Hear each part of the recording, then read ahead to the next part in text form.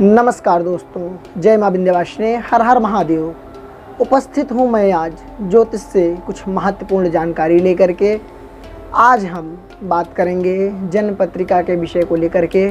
आज हम जानेंगे पंच महापुरुष योग के विषय में। जी हाँ, पंच महापुरुष योग कौन कौन से हैं तथा इसके लाभ क्या हैं और ये किस प्रकार से कुंडली में घटित होते हैं या किस स्थिति में रहे हैं, तो हम और आपको जान लेना चाहिए कि हमारी कुंडली में पंच महापुरुष योग है।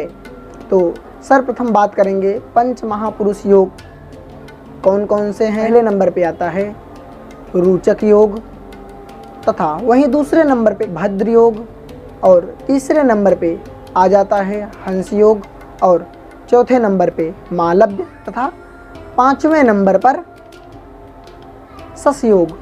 तो हम जानेंगे यदि हमारे आपके कुंडली में इन पांचों योगों में कोई एक भी योग यदि हमारे आपकी कुंडली में है तो किस प्रकार से लाभ मिलेगा।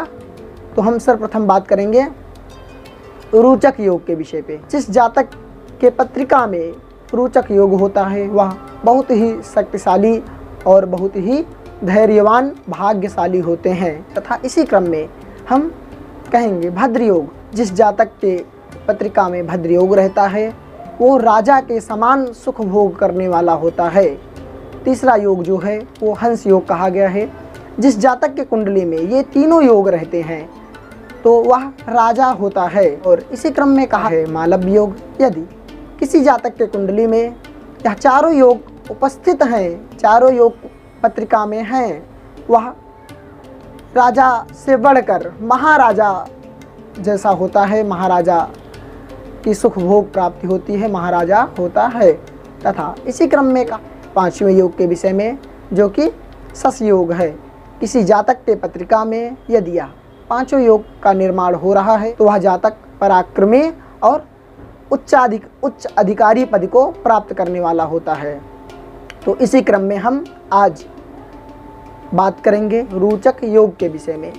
तो हम आप जानेंगे कि रोचक योग किस प्रकार से हमारे आपके कुंडली में निर्माण होता है। हमारे आपके पत्रिका में 12 प्रकार के घर बनाए जाते हैं जिन्हें हम आप सरल तरीके से समझेंगे भाव कहे गए हैं। 1 2 3 4 5 6 7 8 9 10 11 12। तो ये जो भाव है हमारे आपके कुंडली में 12 भाव कहे हैं। प्रथम से लेकर के द्वादश स्थान तक ये भाव अपने स्थान पर ही रहते हैं, भाव नहीं बदले जा सकते। तो अब हम बात करेंगे रोचक योग कहा जाता है हमारे आपके कुंडली में केंद्र। किस किस भाव को केंद्र का स्थान दिया गया है। 1 नंबर, 4 नंबर, 7 नंबर और 10 नंबर भाव को केंद्र कहा गया है।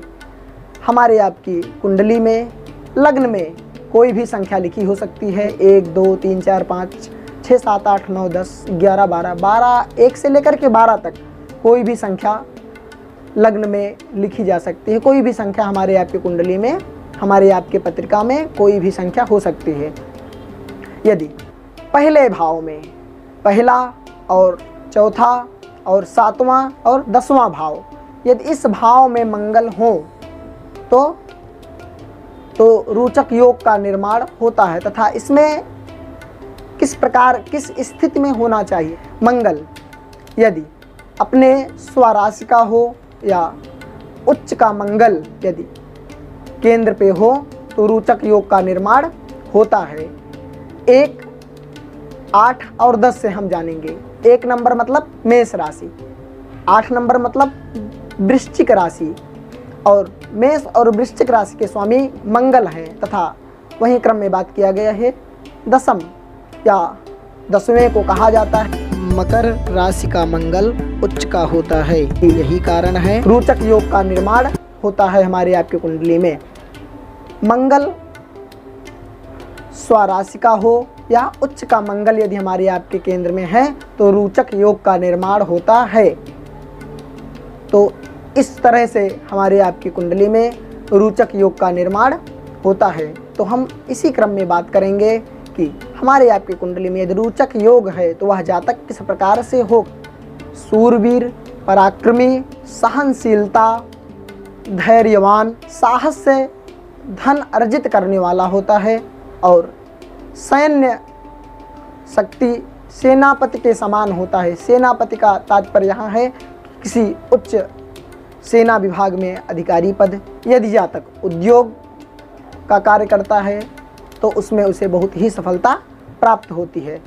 और रोचक योग वाले जातक का साहस तो बहुत ही अद्भुत होता है, लेकिन बहुत ही अभिमानी भी होते हैं। यदि आप लोगों को हमारा वीडियो पसंद आया हो या आप लोगों के मन में भी किसी भी तरह की कुंडली से संबंधित, किसी भी तरह जन्म पत्रिका से संबंधित या आध्यात्म एवं ज्योतिष से संबंधित किसी प्रकार का कोई प्रश्न हो तो आप हमारे कमेंट बॉक्स में मैसेज कर सकते हैं, कमेंट कर सकते हैं।